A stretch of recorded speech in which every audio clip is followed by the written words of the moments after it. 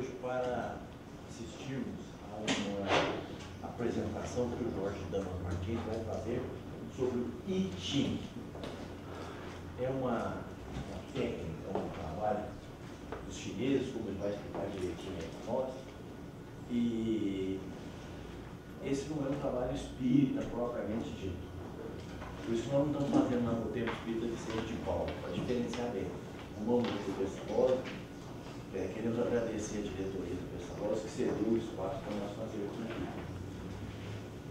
Agora, esse curso, esse estudo, tem duas etapas. Tem hoje e vai ter uma no ano que vem, quem quiser participar. É o aprofundamento. Ele nasceu, o curso, graças a Nívia Blanquim e a Zenaide. Eu estava andando, eu encontrei com elas e a Nívia falou que tem um curso de Ching, o Jorge está ministrando e tal. Eu falei, então já vamos chamar. Eu liguei para o Jorge e ele falou, eu posso, então deu tudo certo, estamos aqui. Então, vamos fazer a prece de abertura. Eu vou pedir para a Zenaide fazer a prece. Ela é uma das inspiradoras do curso. Pode ser mesmo. Vamos então, nesse instante, nos colocarmos em posição de receptividade. No silêncio interior,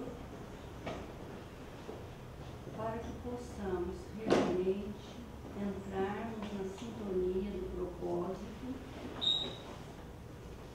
e agradecermos profundamente ao cosmos por mais essa oportunidade de estarmos aqui na nossa grande luta interna, na nossa busca incessante. Obrigado, Jesus. Obrigado, obrigado. Pai nosso que estás nos céus, santificado seja, Senhor, o teu nome. Venha a nós o vosso reino. Seja feita a vossa vontade, assim na terra como no céu. O pão nosso de cada dia, dai-nos hoje, Senhor. Perdoa, Pai, as nossas ofensas, assim como perdoamos os nossos ofensores. Não nos deixeis entregues às tentações e livra-nos de todo mal. De mãos dadas com Jesus, todos os dias, sob todos os pontos de vista, estamos indo cada vez melhor, melhor e melhor. Assim é, assim será e assim será.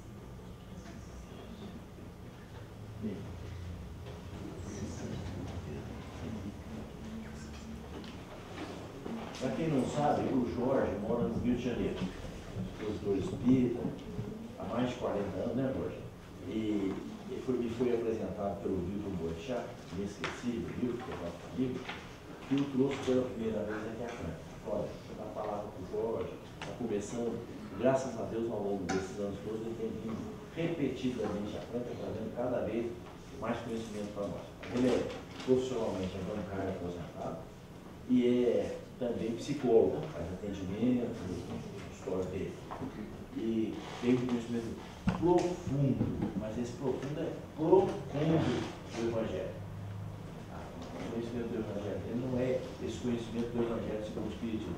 Eu não quero dizer que é excelente obra, não é isso que eu estou dizendo. Mas ele passa do Evangelho, vai por os 4 Evangelhos que eles têm, sobretudo pesquisa única no meu cartão.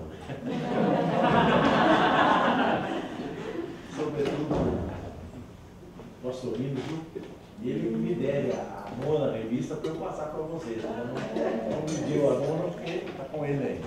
E conhece todo esse trabalho do Evangelho com profundidade. Tá bom? Então, com a palavra do Jorge Damas. Bom, gente, que a paz de Jesus permaneça em nossos corações. Quando o Felipe me apresentou, é isso que ele falou, muito menos, né? Agora, com relação ao nosso trabalho, quando ele diz assim, que ele não fez lá no Vicente de Paulo, porque não era um trabalho espírita, evidentemente é necessário se resguardar, dadas as dificuldades do movimento, a falta de compreensão das pessoas. mas não existe absolutamente, quando se faz uma proposta do bem, nenhum tema que não seja espírita.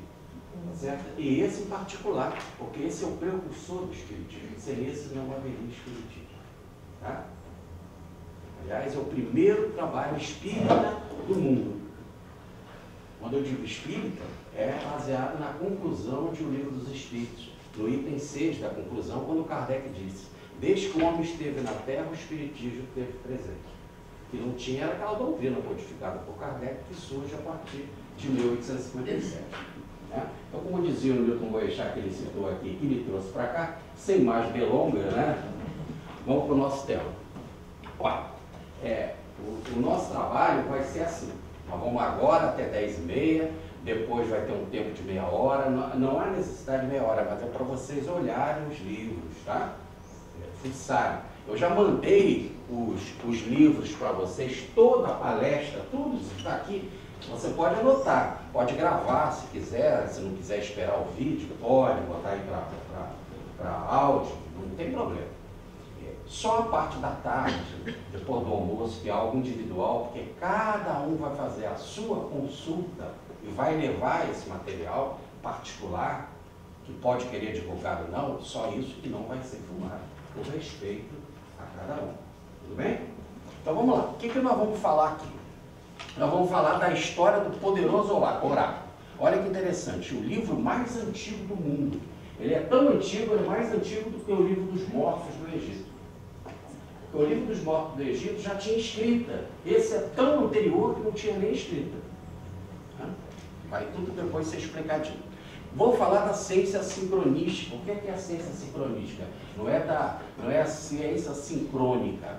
Sincrônica é assim, no meu relógio, quando apitar aqui 10 horas, o seu também apita. Isso é algo sincrônico. Sincronicidade é outra coisa. É uma relação de efeitos acasuais. É uma pesquisa, uma ciência da psicologia, descoberta por Carl Gustav Jung, baseado principalmente na filosofia chinesa, no I Ching. O que é sincronicidade? Eu penso em alguém e encontro-se alguém. Aí a gente fala, nossa, que coincidência! Eu sonho com alguém ou com alguma coisa, aquilo acontece. Não é isso? E assim vai. Por que eu abro um livro, estou aflita, abri um livro, puxa, era essa página que eu estava precisando. Isso que é sincronicidade, tá? Nós vamos explicar essa ciência para vocês. A influência do espírito na matéria. Que é isso? Por que eu penso em alguém e encontro esse alguém? E no instinto vai ser assim. Por que eu vou dividir varetinhas e vou encontrar uma resposta significativa para mim? Dividir varetinhas, e aí tudo será explicado, cada um vai ter o seu conjunto de varetas. Por que eu fiz uma ação física e vai ter uma resposta psicológica tão significativa? Qual é a relação, então, entre a matéria e o espírito? Os segredos da meditação chinesa. Vocês vão ver que nós vamos usar o método das varetas, que leva pelo menos 40 minutos. Vocês vão levar muito mais tempo, porque estão fazendo pela primeira vez, a gente vai estar ensinando. Nós vamos ficar quase a tarde toda fazendo isso. Mas depois que se sabe, leva cerca de 40 minutos. E existe um outro método que eu posso levar 1 segundo ou 3 minutos. Qual é a diferença? Eu não fiz a meditação.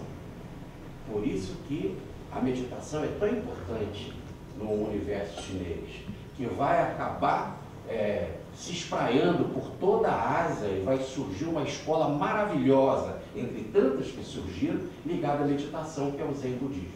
Né? O Zen, Zazen, veio da China. A influência do budismo, da China na força do budismo. Depois nós vamos falar da imaginação ativa, a cura pela imaginação ativa. Você teve um sonho e você encontrou uma pessoa daquele sonho. Nossa, que coisa significativa. E aí você tem que dar uma interpretação. Como botar a mente para ser ativa, como imaginar, como ativar a imaginação ou ativar a criatividade. Tudo bem?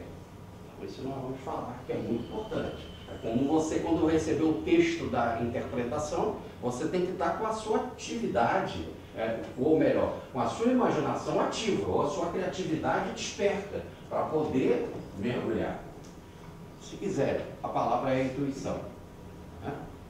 Outra, a vivência de uma consulta do instinto. Vocês vão fazer a de vocês. E pode compartilhar com ela, não tem problema. Mas também pode ser individual, só para vocês, você não querer mostrar para ninguém. Então, desde já fiquem pensando na pergunta que vocês vão fazer a esse oráculo. É como se vocês estivessem diante de um mentor e vocês vão ter que perguntar alguma coisa. O que é significativo? Olha, pensem em algo extraordinário. Jesus, todo mundo pode parar aqui a hora que quiser fazer pergunta, tá? Jesus se aproxima do cego, foi tomado de compaixão, o cego Bartimeu na entrada de Jericó, e Jesus veio lá para ele e diz: o que queres? E ali está naquele momento, né, diante daquele oráculo maravilhoso que é Jesus, o maior oráculo da história da humanidade. O oráculo é aquele que tem capacidade de responder. Então tem que ser uma pergunta significativa. Essa, para não ser superficial. Depois nós vamos falar da psicologia yin e yang, ou do princípio masculino e do feminino. E na psicologia a gente fala ânima, ânimos e ânima. Ou, se quiserem, masculino e feminino.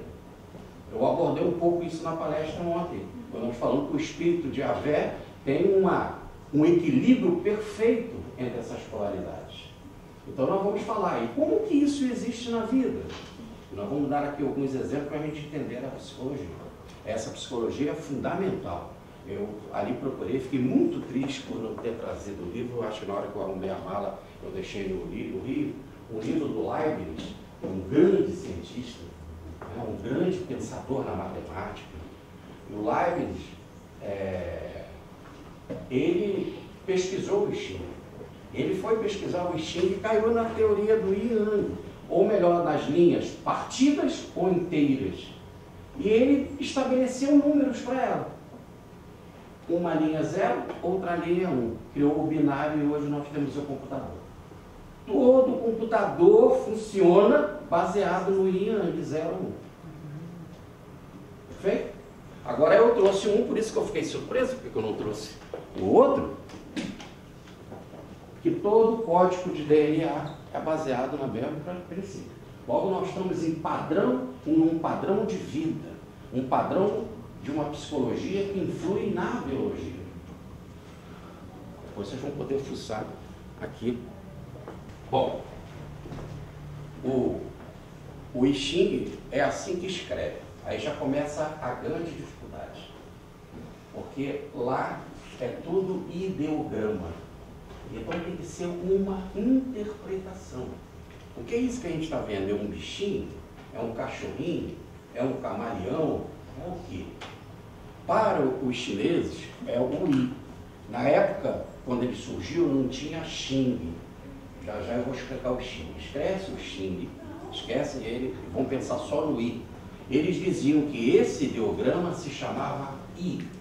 I quer dizer mutação, transformação. Então, o primeiro livro da humanidade fala de mutação, transformação, evolução. Mostra que nada é permanente, que tudo está se transformando. Na época de Confúcio, aí nós já estamos em 500 anos antes de Cristo, Confúcio, como um grande coordenador, vai arrumar as bibliotecas da China e vai colocar entre os clássicos, o primeiro clássico dos grandes clássicos, o I Ching. Nós vamos depois entrar em detalhes sobre Confúcio, mas a palavra Xing quer dizer clássico. Então isso só a partir de 500 anos antes de Cristo, com Confúcio, que passou-se a ter a ideia que o I Ching, ou melhor, o I, a mutação é o grande clássico. E por que o grande clássico e Confúcio botou em primeiro lugar? Porque ele influencia todos os clássicos, influencia tudo na história. E aí a gente já pode começar a falar. A medicina chinesa, o Zen budismo, o Douyin, isso que a gente faz, todo mundo fica fazendo nas praças aí, Tai Chi Chuan, tudo parte do I Ching. Aquele livro famoso da arte da guerra, a filosofia, o horóscopo, já já eu vou passar o horóscopo para vocês, tá? Por isso que eu pedi as datas. Então, tudo veio daqui. E tudo é impermanente, porque está tudo em mudança, tudo em transformação. Bom, então vamos inicialmente falar do Cristo, né? Cristo cósmico. Cristo, diz Pietro Valdi, no livro A Descida dos Ideais, Cristo pertence a toda a humanidade. E nenhuma religião pode possuí-lo com exclusividade. Não se pode isolar num templo particular, num grupo humano, porque ele está no centro da biologia universal do Espírito. É este Cristo de dimensões cósmicas, superior a todas as formas e dimensões humanas, situado no centro de uma super-religião de substância, no vértice da educação da vida no planeta, nos antípodas da nossa baixa existência terrena, sempre presente para sanar com o seu divino esplendor a nossa cegueira e com a sua potência e bondade as misérias do nosso pobre mundo. É este o Cristo que eu venero e amo.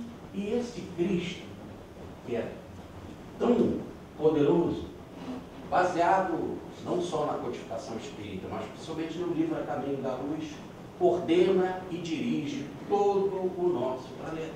Então, todos os enviados que vieram aqui, vieram sob a supervisão do Cristo. E os que vieram antes do Cristo vieram para preparar o terreno para Cristo. E os que vieram depois do Cristo vieram para explicar, como uma espécie de consolador, a mensagem do Cristo. Então, Cristo é o centro, como ele falou. É o centro de referências. Então, vamos inicialmente para a história dos oráculos. E, para ficar mais fácil, eu vou me basear na Grécia, em Delfos. Mas aí eu já estou no ano 400 anos de Cristo, com Sócrates, mais ou menos.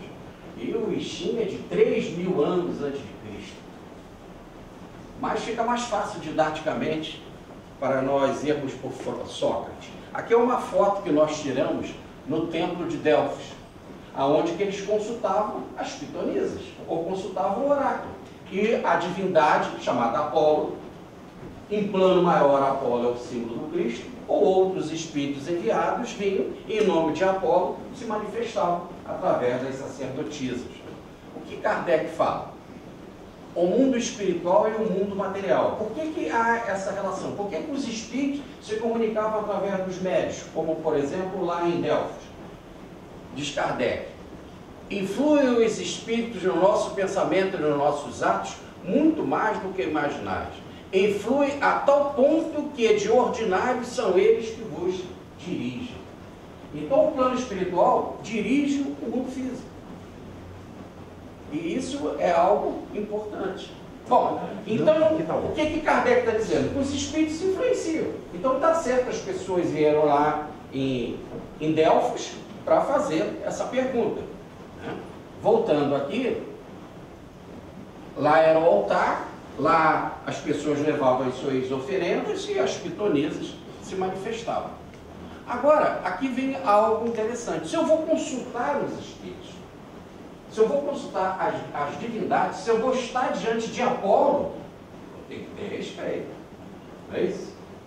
Então, eu tenho que saber o que eu vou perguntar. Então, Sócrates fala que tem que haver razão na consulta oracular. Tem que ter lógica. Então, isso já é importante para as perguntas que vocês vão bolar para vocês. Tudo bem? E qual é essa razão? Será melhor dar a conduzir as rédeas de um carro àqueles que sabem ou àquele que não sabe? Quem aqui não sabe dirigir? Todos sabem dirigir? Todos têm carteira? E aí? Mas aquele que não sabe? Veja. Como? Agora, eu preciso perguntar a um espírito, eu no centro espírita, uma pessoa que não sabe dirigir, outro que sabe dirigir, eu tenho que ir daqui para o Rio de Janeiro e perguntar quem é que vai dirigir o carro? Tem lógica essa pergunta? Então o que eu tenho que perguntar, porque tem lógica. Se eu já sei, se é uma coisa simples, eu não devo fazer. Continuou Sócrates. Será melhor entregar o comando de um navio a quem tem habilitações para pilotar ou para quem não tem? Quem vai levar o meu avião amanhã para o Rio? É isso. Então eu quero saber do piloto, se ele é capaz, está preparado ou não. Ah, mas eu entendo aqui de avião. Não, eu não vou querer entrar nesse avião. Isso a gente não precisa perguntar aos espíritos. Outra de Sócrates. Para Sócrates, parecia-lhe que colocar questões desta natureza à consideração dos deuses, ou dos espíritos, ou dos antepassados, como falam os chineses, era agir de forma sacrílega.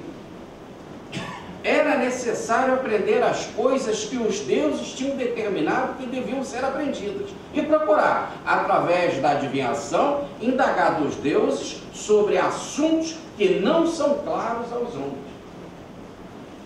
Então, quando os deuses estabelecem coisas para a gente, cabe a gente estudar. Se você tem condição de estudar, né, você vai lá perguntar, olha, mas como é que é isso? Tem muita gente que diz assim, eu não preciso estudar mediunidade, porque o meu mentor me ensina. Então, por que veio Allan Kardec para escrever o livro dos médios?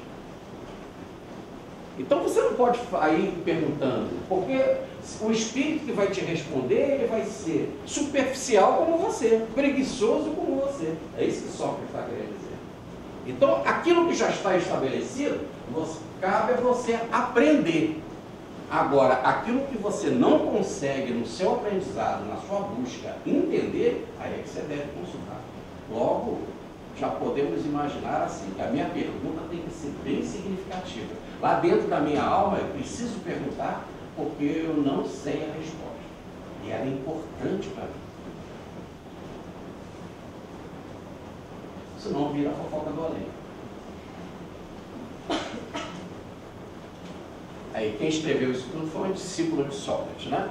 Então, a primeira coisa que eu tenho que estabelecer é qual o propósito da minha pergunta e depois me preparar para a oração. O que é me preparar para a oração? Para abrir a mente, para a meditação. É o que o Extinto vai fazer com as varetas, vocês vão ver. E aí, em todo mundo, existe consulta oracular. Ou conversar com o médico, conversar com o espírito, qualquer esquina tem isso, principalmente aqui no Brasil. E aí, como é que se faz? Primeiro, qual é o meu propósito? O que eu quero buscar? Segundo, eu estou espiritualmente preparado? Então, a pergunta correta e a atitude espiritual correta. Pergunta correta é o propósito. Né? Atitude é a mente, é meditação, é oração. Ora, Jesus disse, olha que fantástico como Jesus já sabia. Poxa, que besteira que eu estou falando que Jesus já sabia. Mas, diante daquilo que eu estou expondo, olha como já está lá nas Escrituras. Não sabeis o que pedis. Se a gente soubesse pedir. Então acontece, o Newton Beuchá sempre me contava essa anedota. A anedota oracular. A busca de um boêmio. Ele era bebum, encheu a cara, acordou no outro dia com aquela boca de pano de chão, né, sujo, e resolveu, vou mudar de vida, vou abrir a Bíblia e colocar o dedo. O que a Bíblia mandar eu fazer, eu vou fazer. E assim ele fez. E o que aconteceu? A primeira consulta caiu no segundo livro de Samuel, capítulo 17, versículo 23. Estava lá o dedo dele lá, e era o enforcamento do conselheiro Aitofiel. Quem é o conselheiro Aitofiel? Ele era conselheiro de Davi e traiu o rei Davi. E ele ficou desesperado, foi e se enforcou, porque Davi descobriu. Ora, ele falou assim, meu Deus do céu, não, isso não. E ele indo foi e enforcou-se, é o que diz aí o texto. Ele falou, não, eu não quero isso para mim. Aí ele pensou assim, mas isso é o Antigo Testamento, né? No Novo Testamento é Jesus, é mais light e tal. Vou abrir no Novo Testamento, para mudar de vida. Aí a segunda consulta deu Lucas capítulo 10, versículo 37. E a frase é essa, vai e faças o mesmo. entrou no desespero. Eu não quero mudar de vida, né? Eu vou largar isso para lá e vou continuar na cachaça. Mas se ele tivesse estudado antes, porque não é consultar. Primeiro a gente tem que ler o que a espiritualidade manda, não é assim? Olha o que o Sócrates falou. Primeiro você vai ter que aprender aquilo que já foi disponibilizado. Aí quando você tiver dúvida, é que você vai buscar. Ora, se ele tivesse esse conhecimento, ele entenderia perfeitamente que ele estava agindo à semelhança do Aitor fiel. Ele estava traindo a própria vida, levando uma vida completamente sem sentido, uma vida inconsciente, né? Pronto. Aí ele estava mesmo enforcado, ele estava mesmo pendurado diante da vida verdadeira, da vida real. E assim ele entenderia a passagem. Ou então nessa, vai e faças o mesmo, é de uma passagem lindíssima, que é a parábola do bom samaritano. O que ele precisava era parar de beber, né? Ou de encher a cara, não estamos falando aqui contra a bebida, né? Nós estamos falando do excesso, do desequilíbrio, para fazer o que o samaritano fez, caridade. Se preocupar também com o outro. Ora, quando se tem este conhecimento, é que o oráculo funciona. Por isso que existem tantas coisas falsas, tantas enrolações nesses meios de consulta, de cartomante, ciganas, tarô e outras coisas, né? E médiuns, que tem tudo que é lado, porque as pessoas vão lá assim, num espírito de fofoca, sem antes se preparar e depois analisar a pergunta. Olha como diz João na sua primeira epístola, né? Examinar para saber se o espírito é de Deus. E aí chegou no Xing. E eu conheci o Xing por causa do Emmanuel. O Emmanuel, no livro A Caminho da Luz, é que fala do Xing. Eu estava entrando para a doutrina, foi um dos primeiros livros que eu li, e o Emmanuel tece elogios extraordinários. Esse é o livro que eu escrevi, A Metafísica do Xing, uma ciência altamente evolutiva. E este título não é meu, apesar de estar no meu livro, esse título é do Emmanuel. É o Emmanuel que fala isso. Eu falei, uma ciência altamente evolutiva, a avançada metafísica do Xing. Isso é verdade, Emmanuel? É assim que a gente tem que ver os espíritos. Não é porque ele falou que eu vou acreditar, não. É ou não? Aí eu fui adquirir o Xing, fui estudar e acabei escrevendo um livro. E o Emmanuel estava corretíssimo. Então, graças a Deus. Bom, então, essa é a ideia. Porque ele fala assim, daquele que trouxe o I Ching pela primeira vez, quando o livro foi escrito 3.000 anos atrás, que foi o Forri, né? Que ele traz o livro do I. Olha o que o Emmanuel fala. A história não nos fala de outros antes do grande Forri. Então foi o primeiro na história, ó. Que foi o compilador de suas ciências religiosas. Se ele foi um compilador, ele foi uma espécie de codificador. Ele compilou o que? O material que já existia. Então existia coisas antes de Forri. Da ciência religiosa, nos seus trigramas duplos, são os hexagramas, são os 64 hexagramas, mas hexagrama é de 6, eles são divididos em 2 tijolinhos, um trigrama inferior e um trigrama superior. O Emmanuel usa a expressão correta, nós não vamos estudar isso aqui, vamos mostrar os trigramas, sim, mas essa ciência, essa é só no curso avançado. Você tem que fazer muito mais aprofundamento, tá bem? Que passarão do pretérito remotício para os estudos da posteridade. Por que os estudos da posteridade? Porque quando Emmanuel escreve O Caminho da Luz, já estavam havendo estudos profundos sobre o Xing na Europa.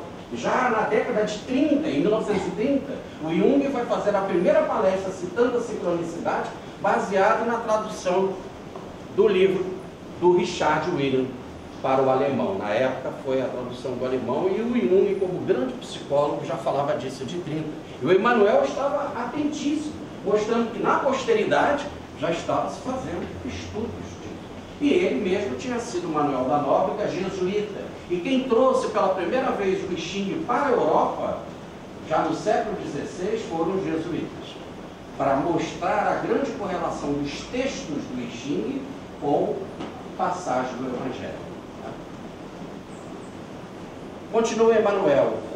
e Xing. Seus símbolos representam os característicos de uma ciência altamente evolutiva, revelando ensinamentos de grande pureza e da mais avançada metafísica. Aí, meu irmão, tem que estudar uma coisa dessa. Ele já está dando a dica que uma coisa assim tão extraordinária, por que eu vou perder tempo? E Emmanuel vai falar de um outro que viveu 600 anos antes de Cristo, mais ou menos, 550, mais ou menos antes de Cristo, e já velhinho se encontra com Confúcio, que é o Lao Tse, que tem um livro fantástico chamado Tao Te Ching. Tao é Deus, Te é revela, Ching é livro, o livro que revela a Deus. Com 81 capítulos, é um livro fininho, tem muitas traduções, é fácil de vocês encontrarem. Não deixem de ter esse livro na prateleira de vocês, é um clássico mundial, sendo que o que eu acho mais fácil, aquela melhor leitura, fácil no sentido mais agradável também e acessível para nós, é a tradução do professor Roberto Rodo. Se vocês quiserem anotar, isso encontra de forma muito barata em tudo que é isso, aí em sebo ou na estante virtual. Tá? Tao Te Ching, tá? T-A-O, Tao Te Ching, um K. Ching é Xing, é um problema de tradução, é o Xing, né? É o clássico do Tao, ou o clássico revela o Tao. Jorge, Oi. se alguém quiser, pode falar comigo, eu tenho contato com a editora, custa R$20 e tem o Xing também, Não dá. do Holden. Viu? Fala aqui. É do professor Humberto Rodo, que é o que ele está dizendo que ele tem um contato. Humberto, não é Humberto, não. Humberto Rodo.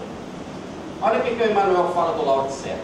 Um elevado mensageiro do Senhor, Jesus, eu ontem não falei na palestra. Lembra que não podia pronunciar o nome de Yahvé em vão? Né? Lembra que ele falava isso? Quem estava na palestra, lembra. Muito bem. E aí, o que eles fizeram? Eles trocavam o nome de Yahvé e botavam Adonai. Toda vez que eles queriam falar, eles botavam Adonai. E Adonai quer dizer Senhor, a tradução quer dizer Senhor. Então, quem é o Senhor? É o Adonai. Quem é o Adonai? É a tradução de Adonai. Quem é o Adonai? É o Yahvé. Aí eles não pecavam. Por exemplo, Mateus, ele não fala do reino de Deus. Mateus, por ser judeu tradicional, ele fala do reino dos céus, para não falar o nome de Deus. Não pronunciar o nome em vão. Tudo bem? Então, ficou Adonai. Agora vocês entendem que os nossos irmãos da igreja evangélica eles estão corretos nesse ponto, quando eles escrevem na abertura do templo, né? Jesus Cristo é o Senhor. Que Senhor? O Adonai, que é o Yahvé. Ficou claro? Ontem eu não falei e o Emmanuel está contando aí, ó. Um elevado mensageiro do Senhor, ou do Adonai, ou do Yahvé, ou de Jesus, para as raças amarelas.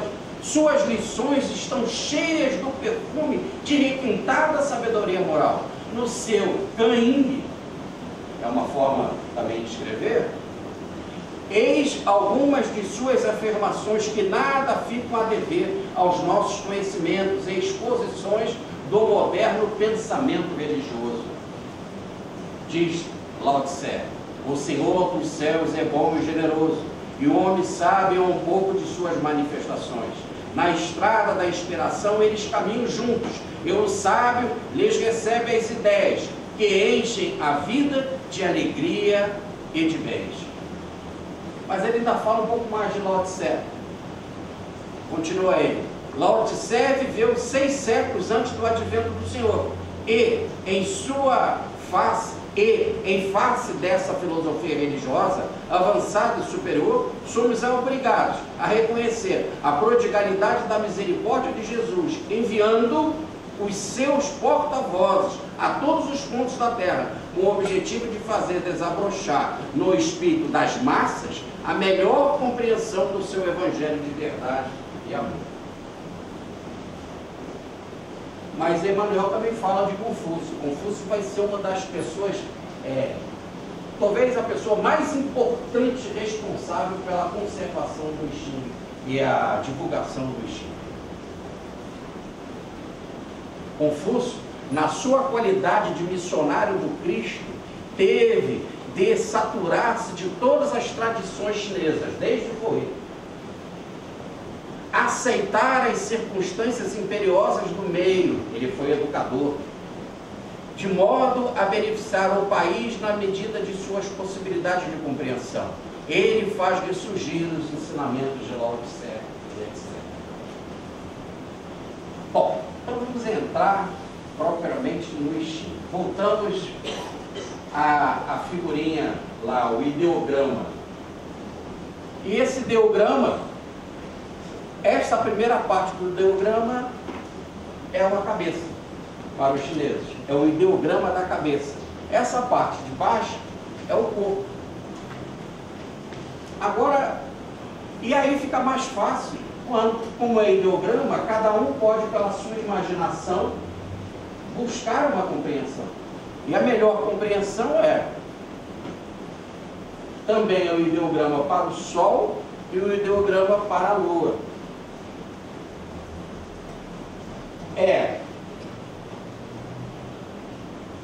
Para ficar mais fácil, a cabeça do camaleão e o corpo do camaleão. E por que os chineses botaram logo o I, a mutação, para falar do camaleão? Ficou claro isso? Então, como o animal vive em processo de mutação para se defender, assim também o ideograma foi estabelecido baseado nessa ideia. Os chineses são extremamente práticos. Aqui chegou-se a ideia do Sol e da Lua, do Ra e Ta. Ra e Ta na Índia, ou no sânscrito, Ra, Sol, Ta, Lua. É a base da primeira yoga, que é a Hatha Yoga. Ra, Ta. Olha como o I Ching, ele é o original de tudo. Bom, aí chegamos aqui no Richard William, com este livro. Todos vocês receberam ele aí, estão aí. Tá?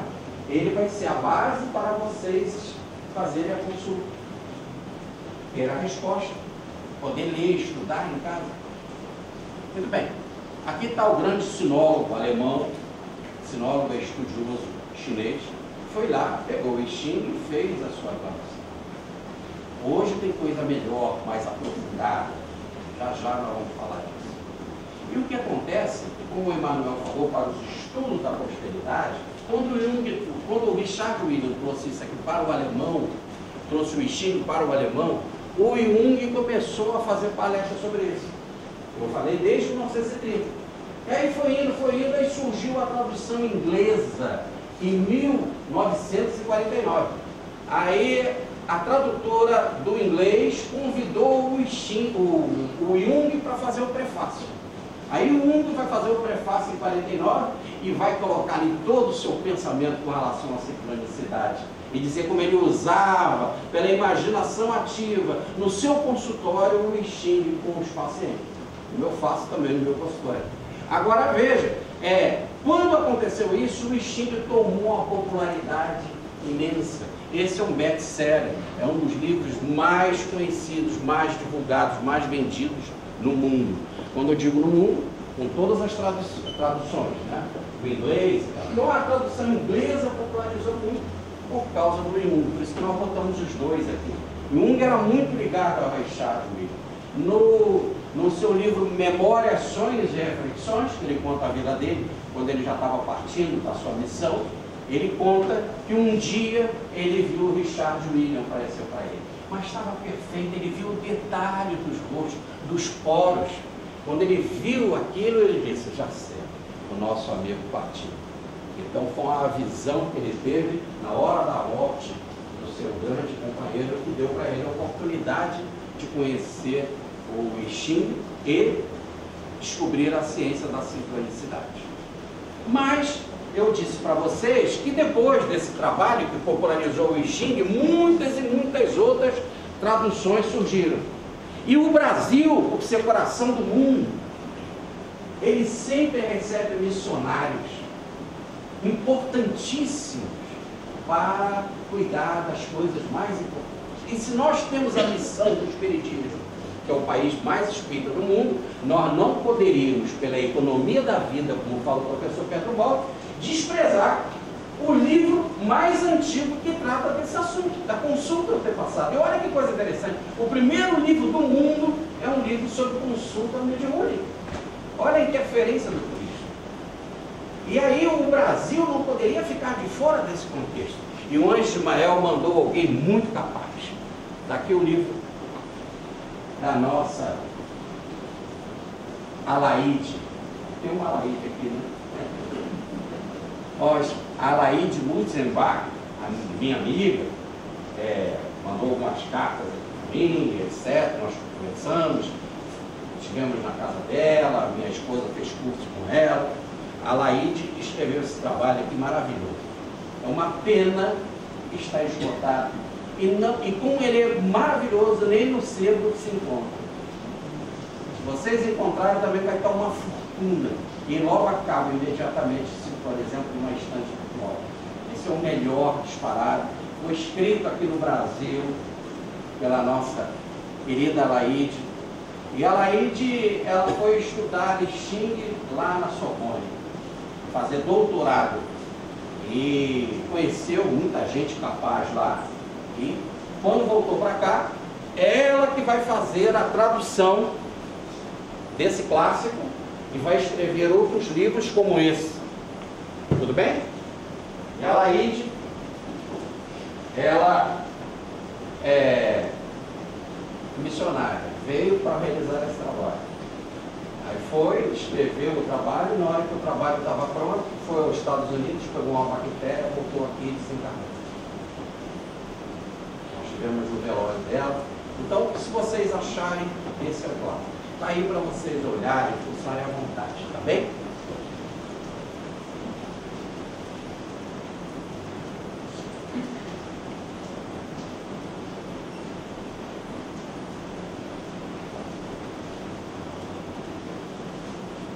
E aí veio o meu livro, que ela inclusive ia fazer o prefácio, mas acabou acontecendo a desencarnação. Ela estava com os textos lá, como é que é o nome? Os originais, né? Os originais para fazer o prefácio. Então, por que eu escrevi esse livro? Eu já disse que foi por causa do Emmanuel, eu fui fazer a pesquisa. Mas teve algumas coisas significativas. No dia que eu adquiri o Xing, daquele de banca, bem simples, que fui folheando no táxi, e depois eu fui para casa e continuei estudando ali imediatamente.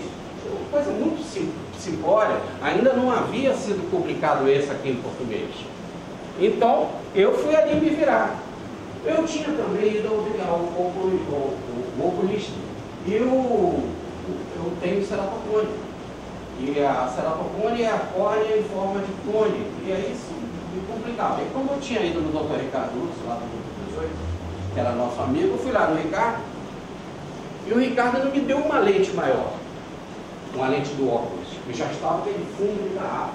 Então estava complicado. E à noite, depois que eu estudei o Xing, nós fomos para a casa do Dr. César Burnier. E quando eu estava lá na casa do Dr. César Burnier, o César perguntou sobre a minha visão, como é que eu estava. Então aqui tem um parênteses. Quando eu encontrei a Regina, que ainda era minha namorada na época, ela pediu para eu ir no médico, e quando ela viu que ele não me deu uma lente diferente, ela ligou para ele. Olha, o que houve, o que está vendo? E aí eu, do outro lado, peguei a extensão. Nunca se deve fazer isso. E na extensão o médico dizia, olha, Regina, fica sabendo o seguinte, quero deixar claro. Eu fiz o que pude, não dá mais. O Jorge vai indo, vai perder a visão. Você vai casar com ele, saiba disso. E aí quando eu fui para a casa do César Burnier, eu fui com esta ideia na mente. E quando eu cheguei lá, tinha uma moça, o Dr. Gilberto Pérez, já esteve aqui em Franco fazendo palestra, levou lá. E eu contando isso para o César, ela ouviu e falou assim, eu queria ver os seus olhos. Eu sou residente na Cruz Vermelha e eu fui extremamente... Também eu estava nervoso, mas não justifica ser ignorante, ser grosso. E eu falei para ela, mas eu já fui no doutor tal, no doutor fulano de tal, e não sei o quê. Você é uma residente. Não tem justificativa, né? Essa aí. essa brutalidade. Mas ela respondeu assim: longe de mim querer te tratar, te curar. Eu nunca tive a oportunidade de ver uma ceratocone, é essa que eu queria olhar. Aí eu, no outro dia, eu fui lá, na Cruz Vermelha. Mas antes, naquela mesma noite, o Gilberto Pérez disse: você vai lá em casa agora colocar o Ixim para mim. Aí foi todo mundo, foi minha namorada, foi ele, a irmã dele, o irmão, e aí eu coloquei o Ixim para todo mundo, cada um fez a pergunta. Todos eles dizem que foi muito significativa, eu não sei, isso já tem muito tempo, era um estudo muito superficial, eu aprendi aquilo naquele dia, acho que era mais um fofocão, não sei, mas assim aconteceu. E no outro dia eu fui lá na Cruz Vermelha, e ela olha para cá, examina para lá, tudo igual, isso não vai dar em nada.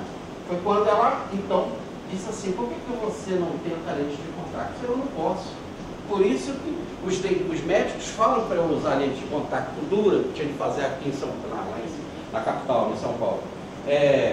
Para apertar a córnea. Agora, o que acontece é que eu não posso porque eu tenho alergia à poeira. Eu fiquei 2 anos tomando vacina para alergia à poeira. E se eu botar essa lente dura, eu vou coçar. E aí vai ser um problema. Isso foi o que eu falei para ela. Aí ela foi, o que é bom ser residente, né, que está com a mente assim, livre, né, aberta. Então ela foi, pegou um livrão grandão, imenso, sobre esse assunto, foi numa nota de rodapé, em inglês, o livro era em inglês, numa nota de rodapé, ela leu: muitas pessoas coçam os olhos, estão por causa da ceratocone, pensa que é alergia e tal. Ela faz o teste. Mas não tem meu grau aqui, faz o teste, só para saber se a lente, você se adaptou. Aí eu fui, fiquei passeando pelo jardim uns 40 minutos, fui lá, tirou, perfeito, vamos mandar fazer a lente. Mas aqui eu não disse para vocês que quando eu estava lá na casa do Gilberto, naquela mesma noite, um dia antes, né, eu fiz também uma pergunta ao Ixim. E eu perguntei para ele: eu vou ficar cego? E a resposta foi: um sábio não se preocupa com essas coisas. Tem tanto sábio cego aí, né? Se você é sábio mesmo, não se preocupa com isso. Seja lá a vontade do Senhor feita sempre. É isso?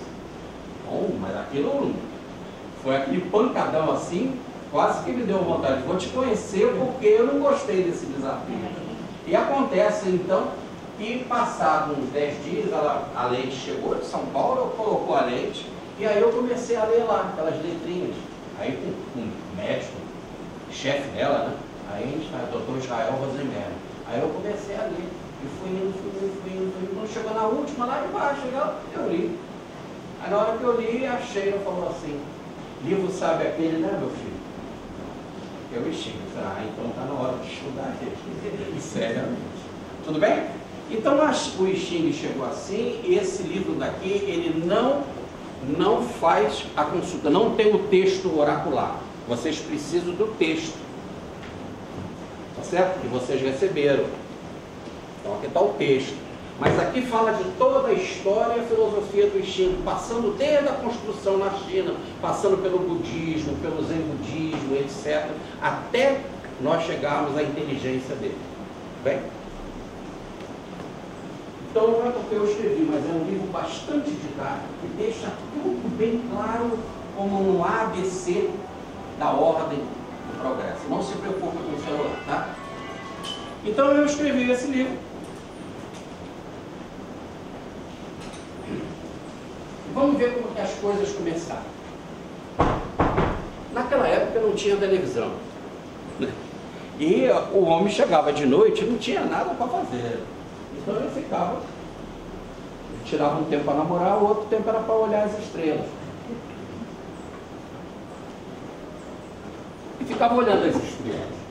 Eles se depararam com essa daqui, a Ursa Maior, e o movimento que ela faz no céu.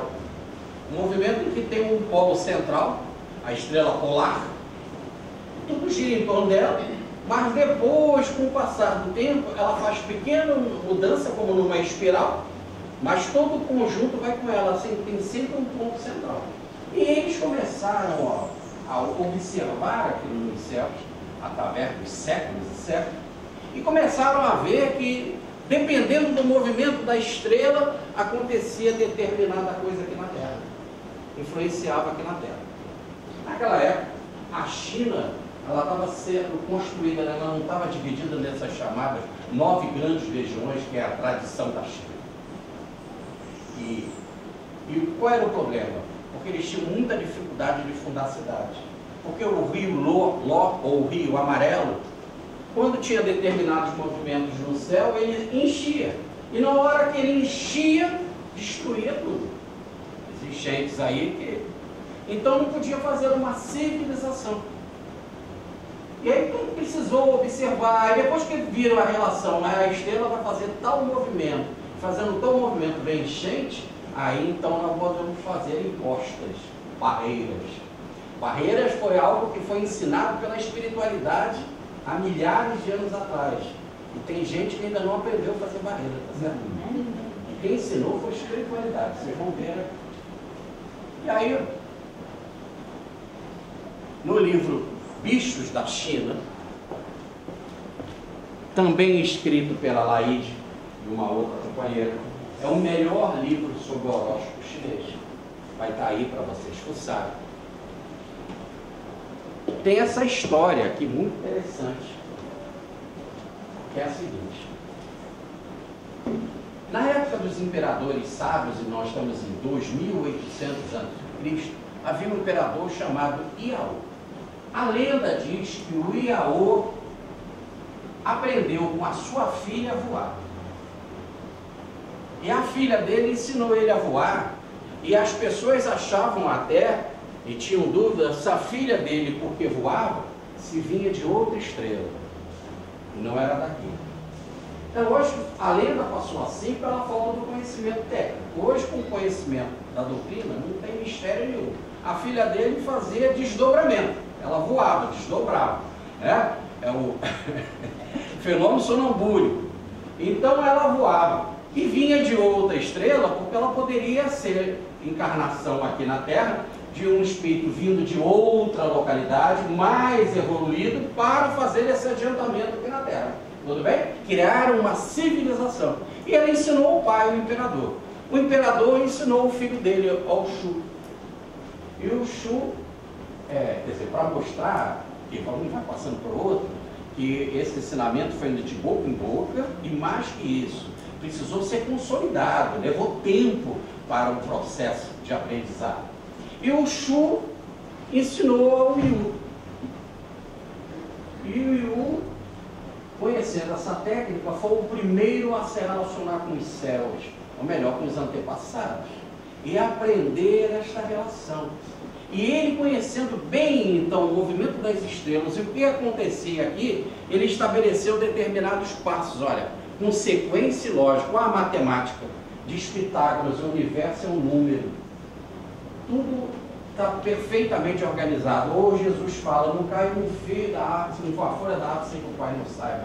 Né? Com todos os fios de vossas cabeças, fios de cabelo estão contados. Então essa matematicidade cósmica ele observou. E na hora que ele observou isso, o primeiro ponto que ele se deteve foi com o rio.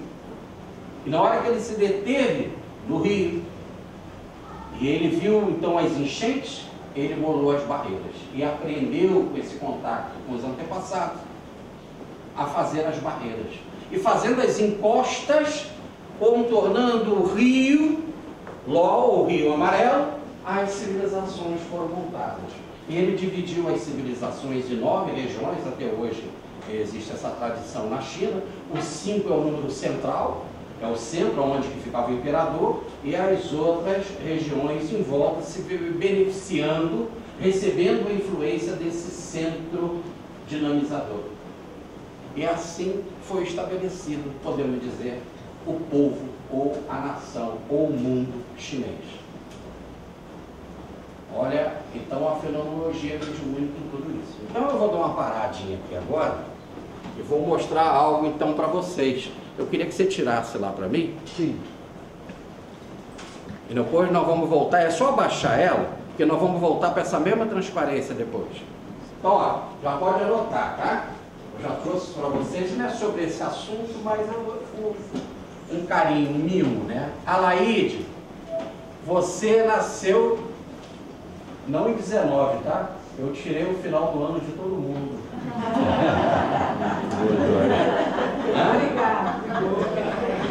Ah, eu fiz dos homens também, porque eles são mais vaidosos ainda. Todo método sexual. Bom, então vamos lá. Alaide, você, isso você pode anotar, tá? Você é rato de terra pelo seu ano de nascimento e é dragão pelo horário de nascimento. Os dois hexagramas que você pode estudar é o 7 e o 12. Vou explicar o que isso significa. Do nascimento é individualidade, é o espírito antes de encarnar. E o do horário do nascimento, o outro bicho, é o da personalidade. É isso que você está fazendo aqui nessa atual vida, que começou no berço e vai terminar no túmulo. Tudo bem? Então esses dois bichos mostram a relação do espírito e do desencarnado e do encarnado. Tá? Do espírito como um todo e da personalidade. Outra coisa, esse negócio de bicho, rato, dragão, coelho, não sei o quê, nada é negativo. Tá bem? Tudo está com visão positiva. No caso do bicho, nada mais é do que qual a inteligência dele, qual a atitude dele, qual o caminho que ele faz. Se fosse um caçador ali, o caçador tinha que entender como é que eu posso fazer para entender esse bicho e conseguir capturar ele. Tá certo? Então é sempre a inteligência dele. E essa inteligência você, ora, pode usar para o bem, ora você pode usar para o mal. Tá? Então, é isso que quer dizer. O hexagrama é a mesma coisa. O primeiro hexagrama trata do ano, o segundo do nascimento, da personalidade.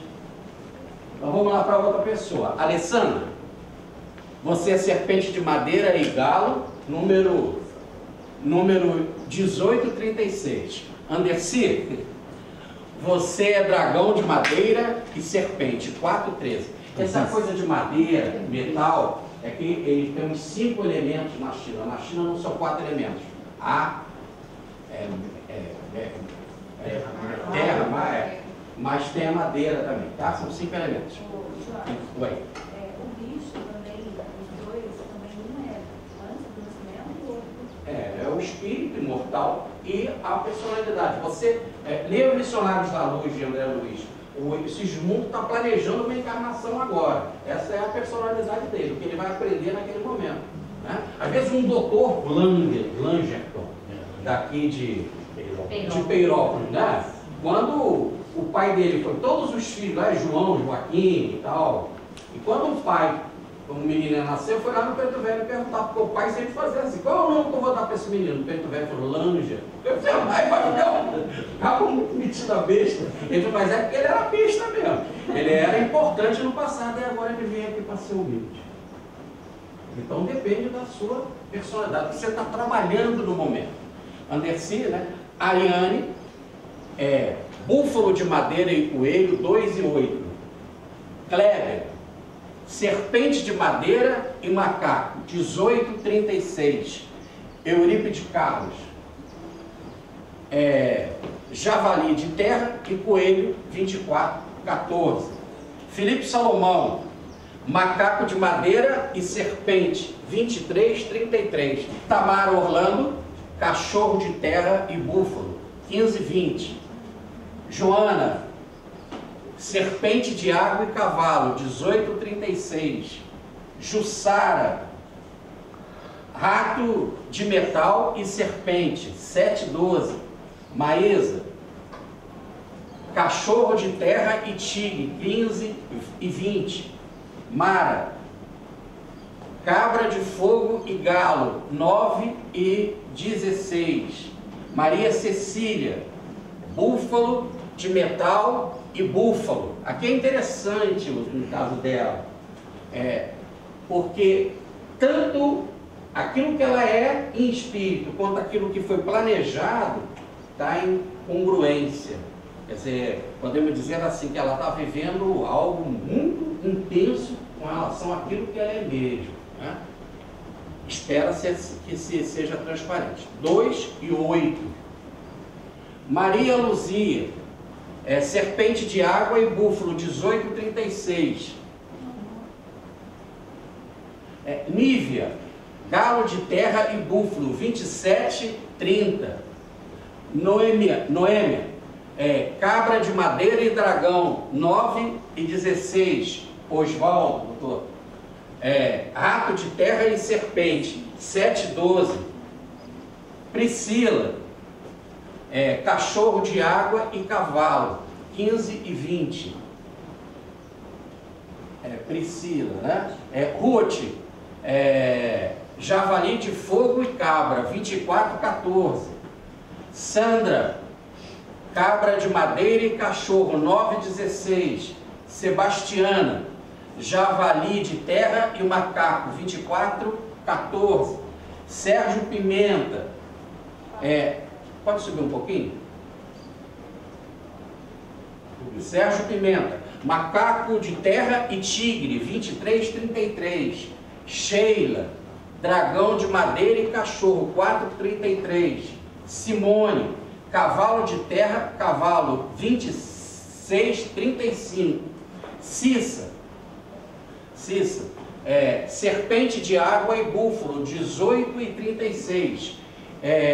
Solange, serpente de terra. Aqui eu não tenho outro bicho porque você não sabe o horário do nascimento.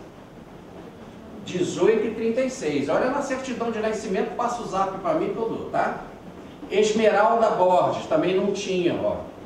Então galo de fogo e 27,30. Então eu já te dou agora. Já, no cafezinho, tá? Veralice, né? Rato de metal e coelho, 7,12. E o Wilson Augusto, rato de metal e cabra, 7,12. Aí, pode parar aí.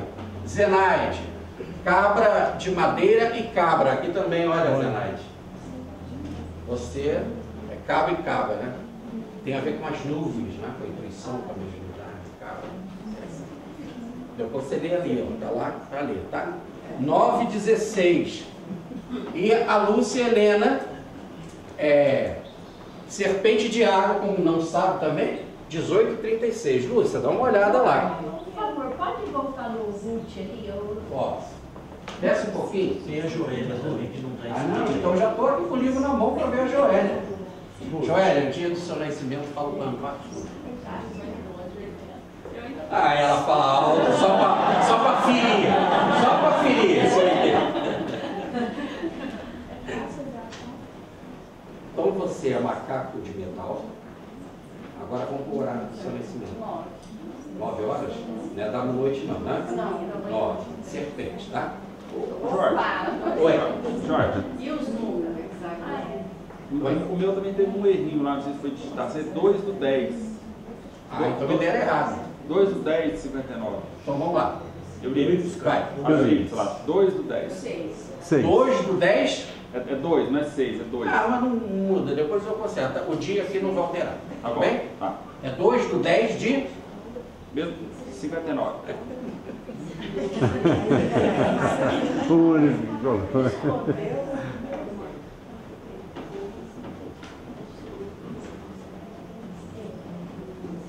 É 2/10 de 59? Vai ficar cachorro de terra, é esse? Não, é javali de terra. Oi? Javali de terra. Qual é o número? Qual é o ano? 59. 59. Qual é o dia? 6. Não, 2. 2/10. 2 de. Do 10. Outubro. 2/10, né?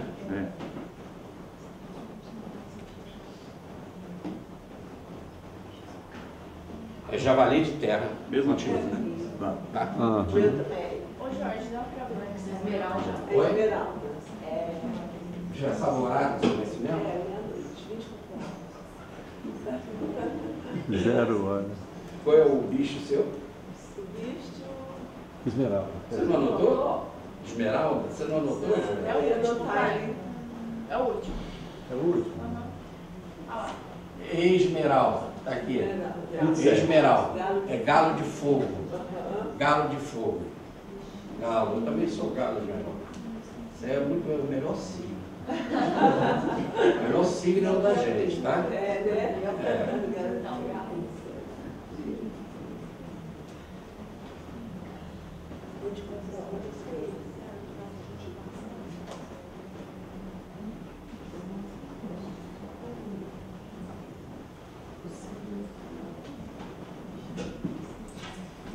Galo. Ah, meia-noite, né?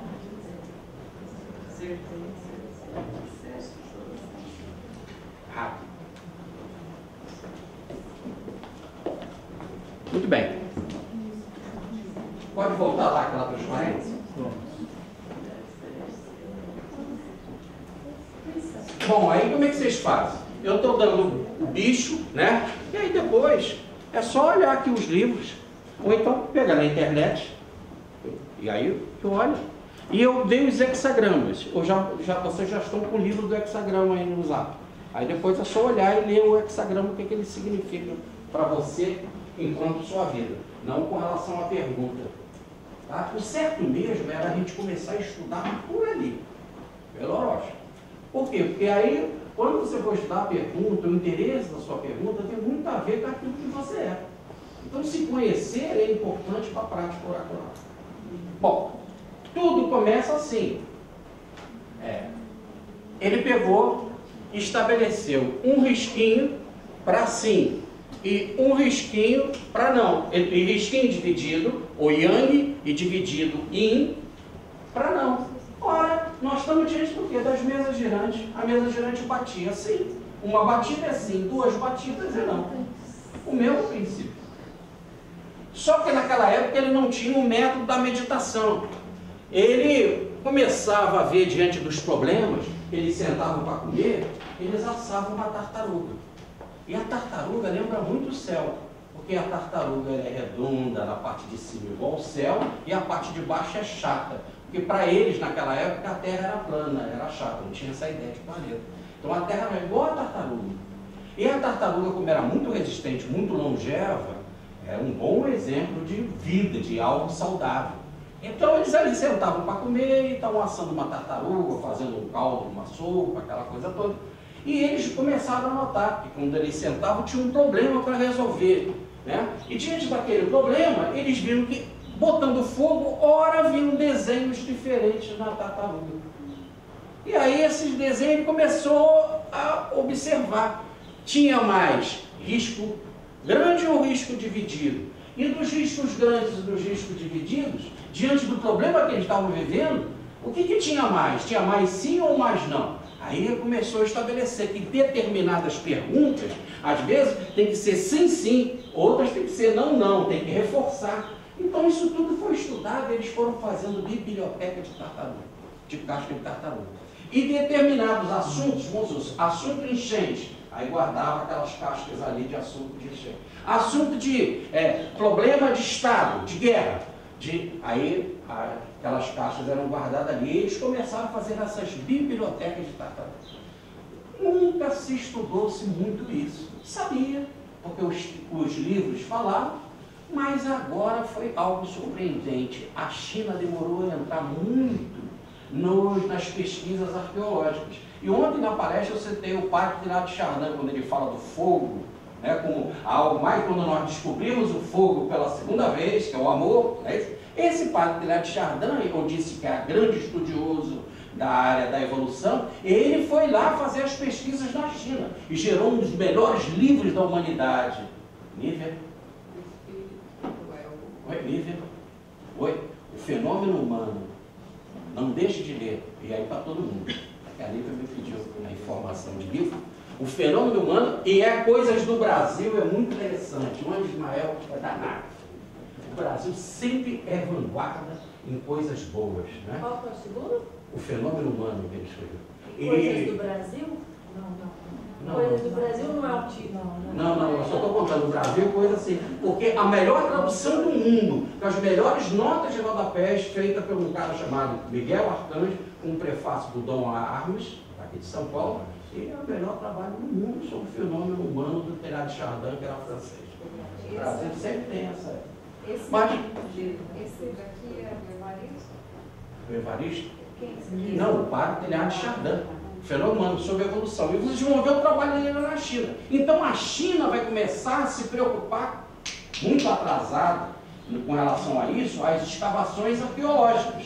E aí teve um dia, aí começam as escavações, se descobriu muita coisa, Chardin vai descobrir muita coisa, etc, etc.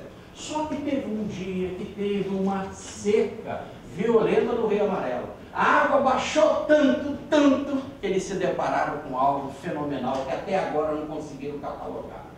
O volume extraordinário de cascas de tartaruga.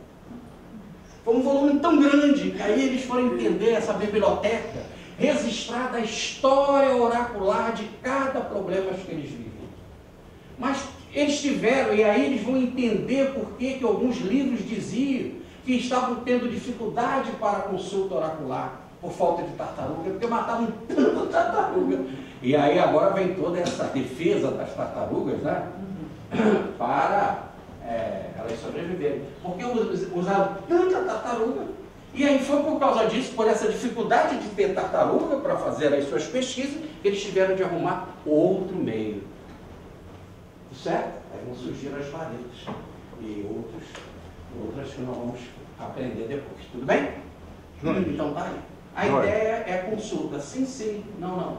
Jorge, só observando, eu acho que o código Morse também, do Samuel Morse, deve ter sido baseado também nesse É igualzinho, é perfeito, é isso.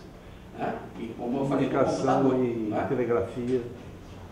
Foi lá que ele descobriu o binário. Agora, eles falam que o I Ching, nós temos aqui 2 minutinhos, ele é assim, ó, ele é como uma árvore. Tudo no I Ching tem que ser como uma árvore. A árvore conta a sua história de baixo para cima. E quando eu coloco a semente aqui embaixo, a semente traz a história da árvore. Não é assim? Agora é interessante que se eu pego uma manga aqui, essa manga tem toda a história dessa árvore. E quando eu planto o caroço da manga, ela vai colocar para fora outra vez aquela história. Mas diante do clima e da terra, de alguma coisa que ela pega no solo, pode ter algumas mutações. E de mutação em mutação, tudo vai se transformando. Mas a história é sempre de baixo para cima. Então eles estabeleceram a viga mestra. O I Ching são 50 varetas, mas a gente só usa 49. A outra fica aqui do lado, separada, sempre durante todo o jogo, todo, porque ela é a viga mestra. É o tal. O tal é a viga mestra, é a viga de sustentação.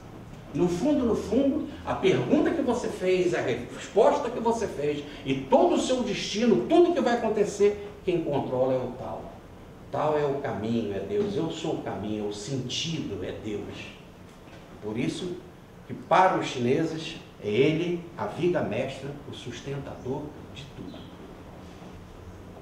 O dono da resposta, o dono da pergunta, quem faz a pergunta, quem faz a resposta, está tudo na mão dele. O seu destino. E mais, tudo tem um reflexo. Tudo que existe aqui é projeção do plano espiritual. Vi de um livro Os Mensageiros do quadro de São Denis, né? São Denis, Denis é Denisar, tá? O nome do Allan Kardec. Mas voltando, para você fofoqueiro. O que é feito lá no plano espiritual, o projeto André Luiz. Eu vi um quadro igualzinho lá na Terra. Aí o cara falou, não, é que o pintor veio da Terra e copiou daqui. Como esse daqui, que o pintor fez, muito mais bonito para André Luiz, veio de um outro, ele foi captar num plano mais alto. Então sempre tem algo em cima. E evidentemente esse daqui projeta algo embaixo. É da lei, diz a grande síntese, que o maior tem que ajudar o menor. Por isso que há o reflexo. Quando você tem uma linha básica, algo projeta para baixo, algo projeta para cima. E com as tensões, essa viga pode se dividir, se partir em. Quando se chega ao máximo, que é o meio-dia, não tem sombra. Máximo. Aí parte e começa o yin a influenciar outra vez, a virar sombra. Depois, na meia-noite, é o máximo de treva, mas começa a influenciar a luz para começar a aurora. Então, na vida é tudo assim, nada é permanente. E o que está em cima reflete. O que está embaixo reflete o que está em cima. Ora, esse é o princípio de Hermes Trismegisto, o princípio da Kabbalah. né? E surge muito depois no Egito, né? O que está em cima está embaixo. O microcosmo é reflexo do macrocosmo. Por isso que eu, conhecendo bem a terra, eu vou entender o céu. Conhecendo bem o céu, eu vou entender a terra. Porque uma reflete a outra. Tudo bem? São 10h30, vamos dar uma paradinha, tá? Para levantar. Pode fuçar os livros à vontade, pode já começar a fuçar.